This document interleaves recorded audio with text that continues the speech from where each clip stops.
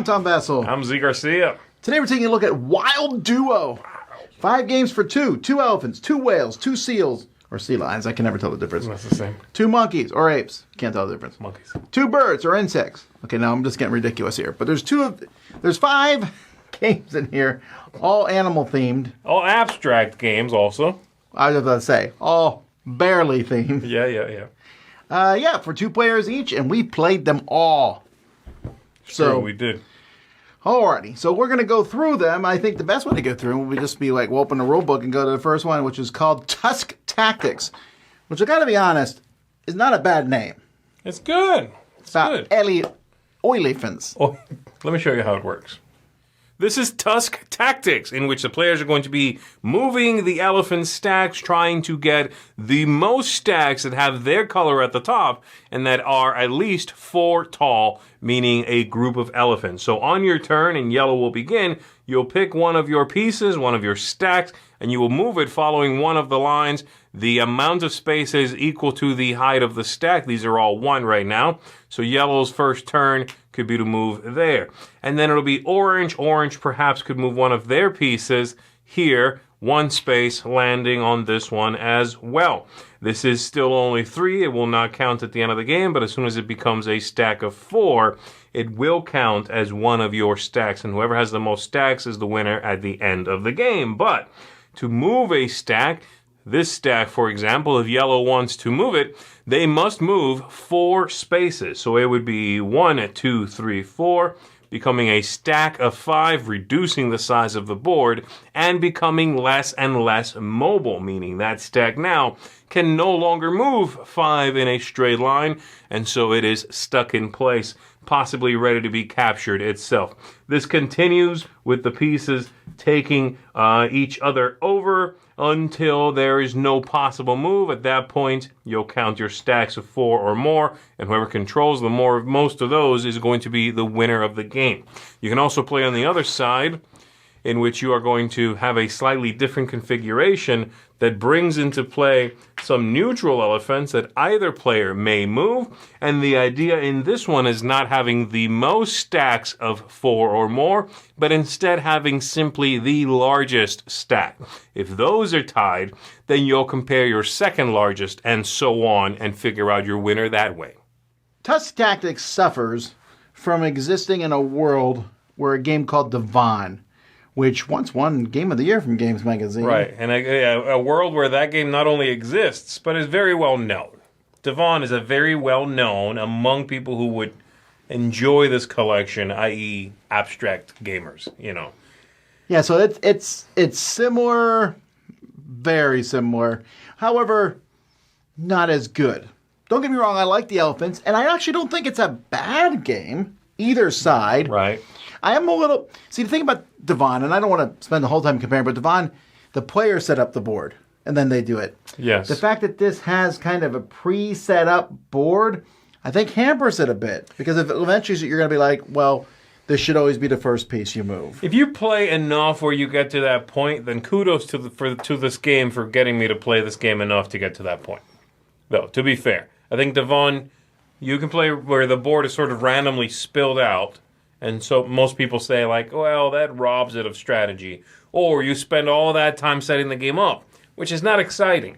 It makes for a better game, but it's not fun to do. I'm not saying this is better than Devon.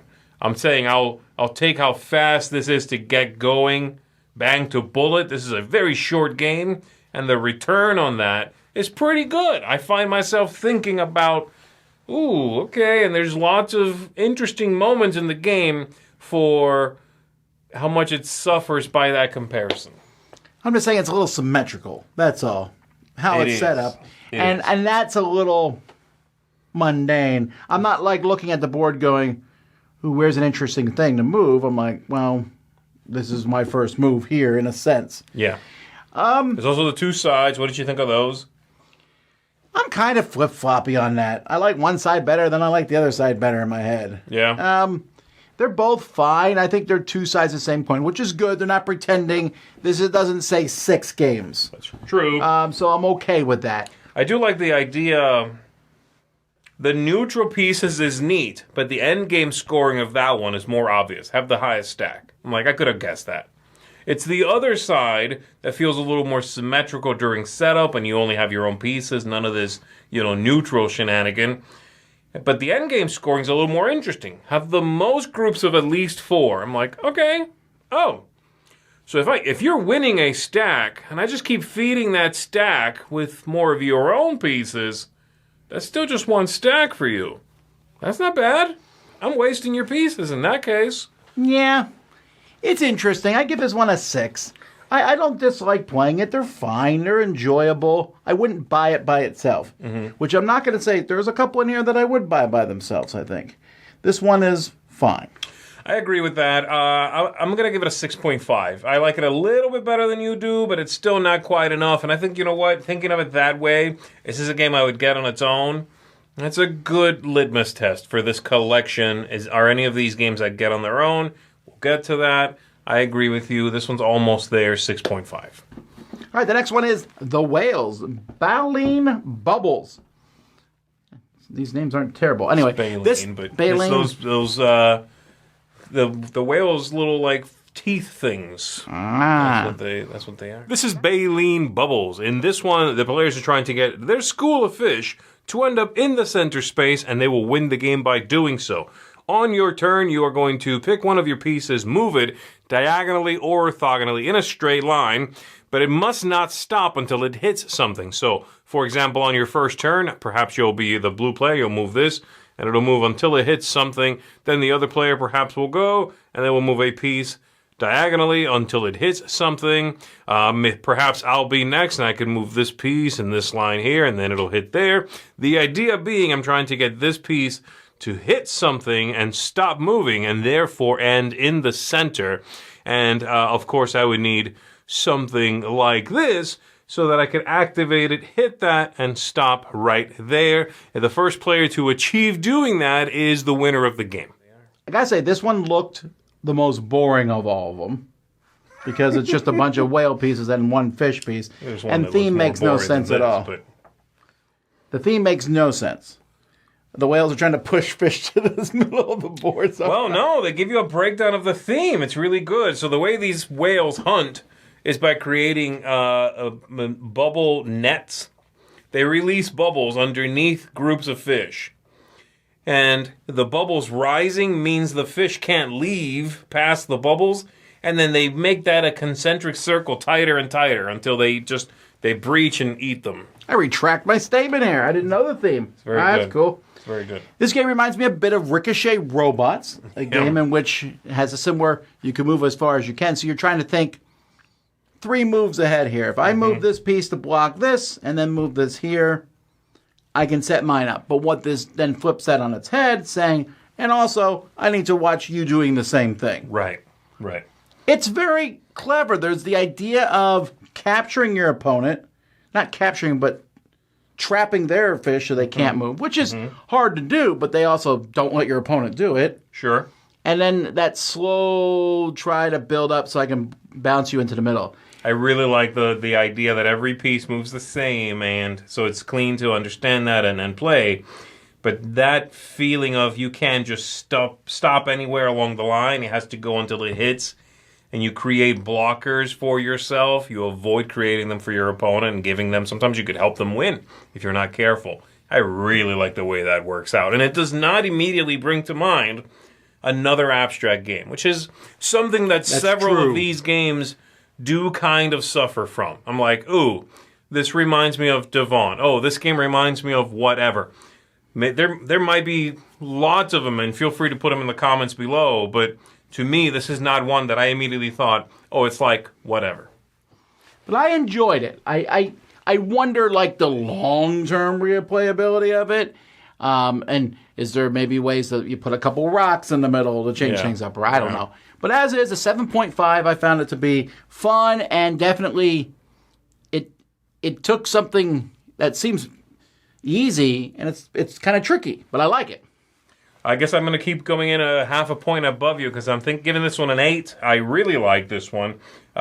This is a game I would get on its own and I would keep on its own because I do like the way this abstract game feels. Like I said, it does something different. None of the abstract games I currently enjoy playing feel like this or do this kind of thing. So I'm liking this one a lot. This is one I'm happy to keep coming back to. Next, we're at the Sea Lions, Sealed Shores. So this is possibly the least thematic of them, and I know this is true because this is a direct reprint of another abstract strategy game, which was called Wana, I believe, Yeah. WANA, and in fact, Tom and I have reviewed that game on the channel. As soon as he started going over rules, I'm like, I know I played this game. It took us a while to figure it out. It was killing me because I looked through it before I showed it to you, and I'm going, I feel like I know this. This is based on a traditional game. What am I missing here? Till we figured it out. This is Sealed Shores, in which you are trying to surround one of your opponent's seals in order to capture them and win the game. You are going to, on your turn, be moving one of these. You can move in a straight line following one of these lines until you want to stop. You cannot go over or land on anything else. So perhaps I can move this piece here, and I could follow the line. I could stop anywhere I want to, such as there. And then the opponent will go. They could move one of their pieces. The idea being here that if you are surrounding one of the pieces, and it does not matter if it's just your pieces or your opponent's, but if I move a piece like this one, and therefore surround this piece here so it could not possibly make a move, I am going to win. If it happens that I make a move that surrounds both of us, then I still win because it would be their turn to first move. And if any one piece cannot do so, then they are surrounded and I would win the game. And that is how you play the game. As you can see, these lines do wrap around, and so you can use that to your advantage.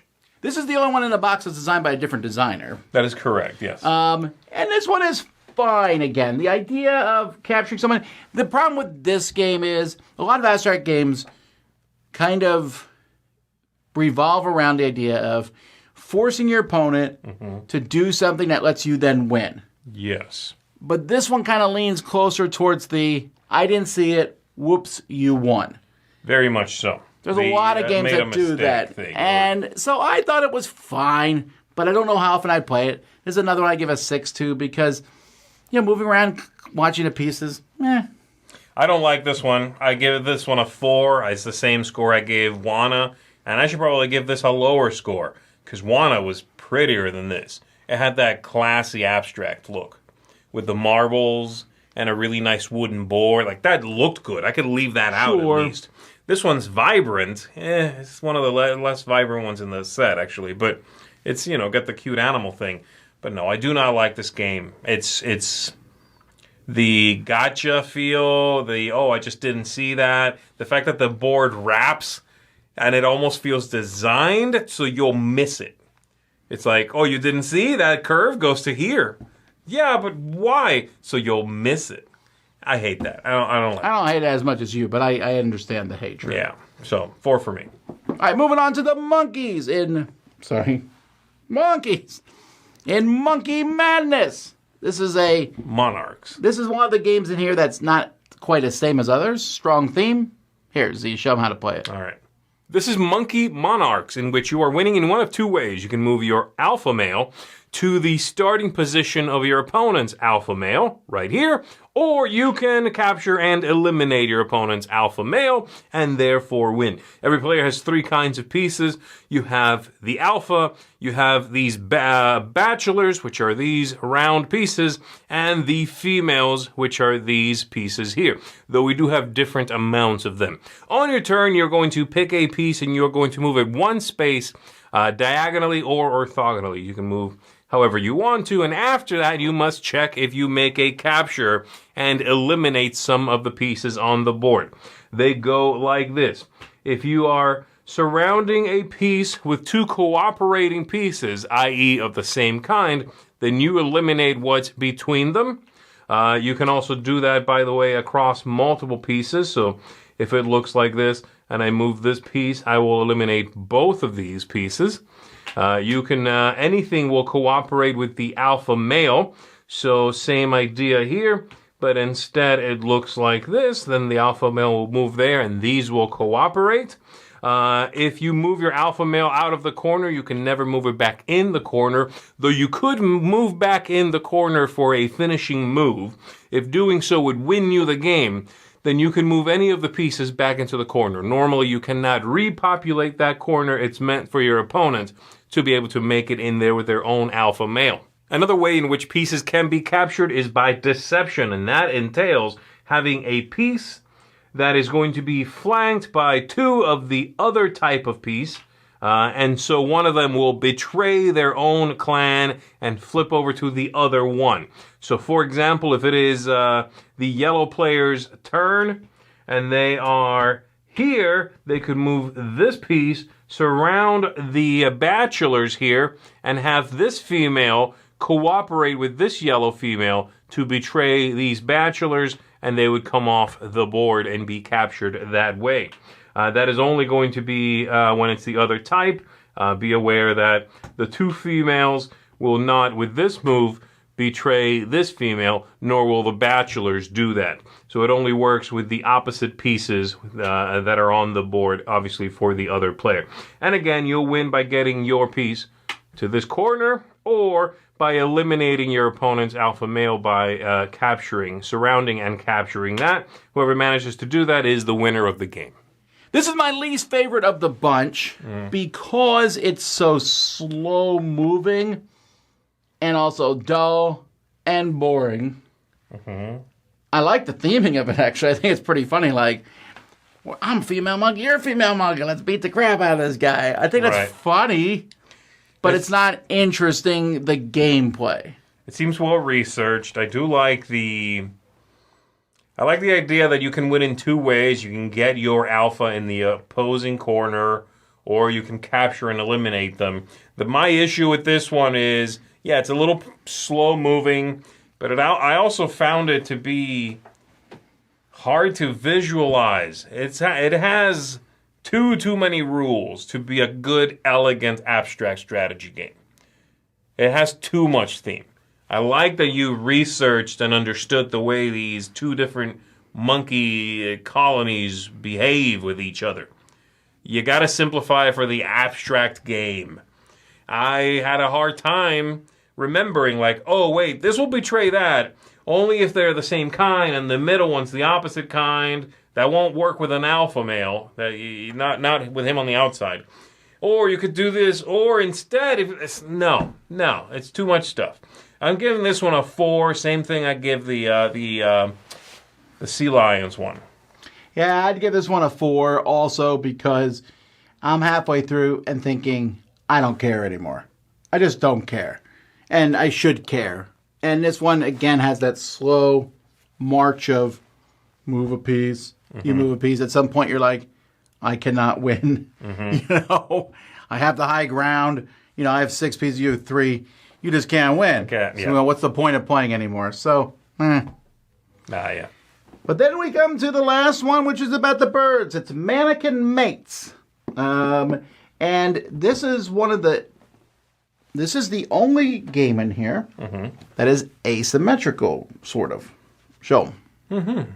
This is Manakin Mates, in which the players are attempting to place out their mannequin birds and get 4 in a row first before their opponent, and make sure they don't go above 4 in a row, because if you get 5 in a row instead, you are going to immediately lose. On your turn, starting with the purple player, you are going to introduce a piece to the board anywhere you want to, or you may move a piece already on the board.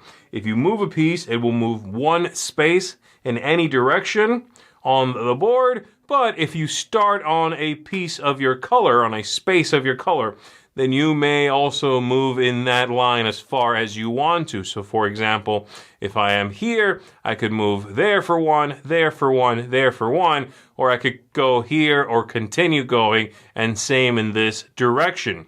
You will notice there is a slight disadvantage for purple, and so this color will start the game. That is the idea. After sliding, if you manage to surround a piece or multiple pieces of the opponent's color, you are going to flip those pieces to match your color. Be aware this only happens while you are sliding a piece, not by introducing a new piece. If white places a piece here, this will not flip.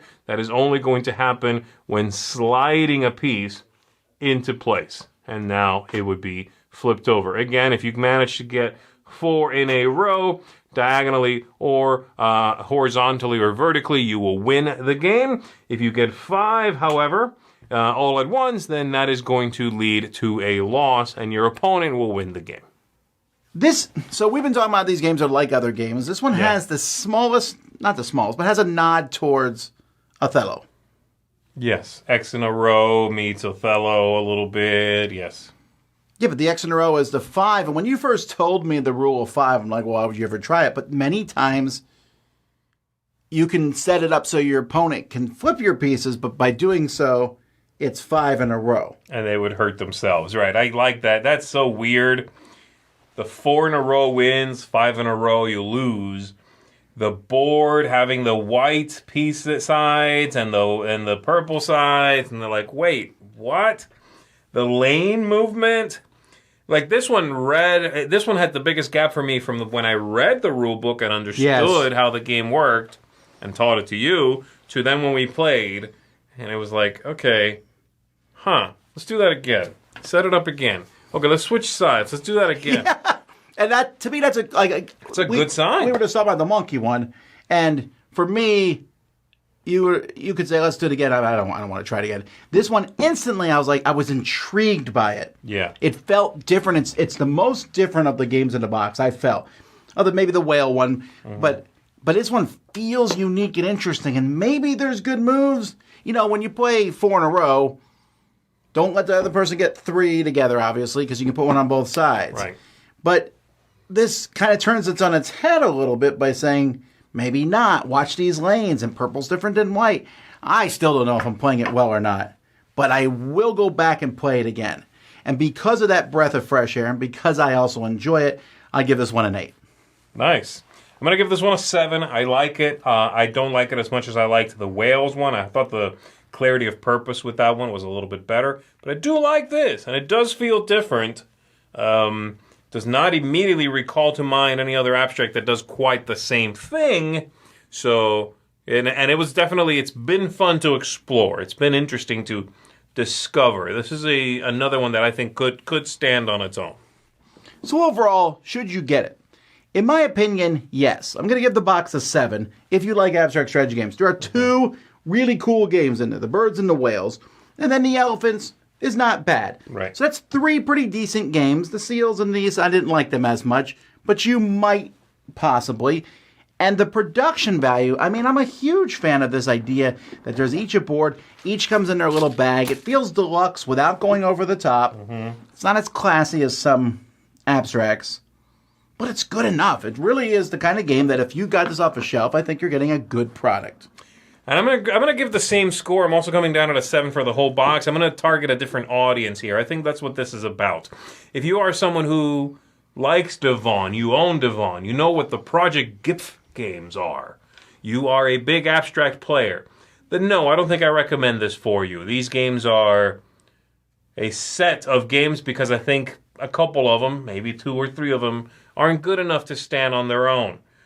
But if you are someone who is dipping your toe into abstract games, you want to get this because you want to show it to your kid. You want to do a little learning, a little homeschooling. You want to play some abstract games. Then this is a solid box. They're going to discover, as will you probably, some neat ideas that are often seen at play in abstract strategy games. You're going to read a little bit about these animals. I could see this easily turning into some home learning, a little homeschooling. So for that, yeah, I recommend this. I think this is going to go over well if you're playing and teaching a kid. Well, there you go, folks.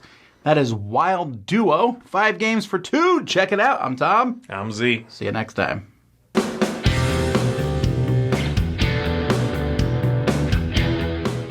Hey everybody, thanks for watching another video from the Dice Tower. Hey, you want to learn more about us, communicate with us? We have a Facebook group, we have a Discord channel, lots of different ways to get involved with the Dice Tower. You can find that in our Linktree link below. So just click that, it will take you and you can communicate with us on Facebook, join our Facebook groups. There's lots of cool things that you can find and become part of the Dice Tower. Thanks so much for watching. I'm Tom Vassell.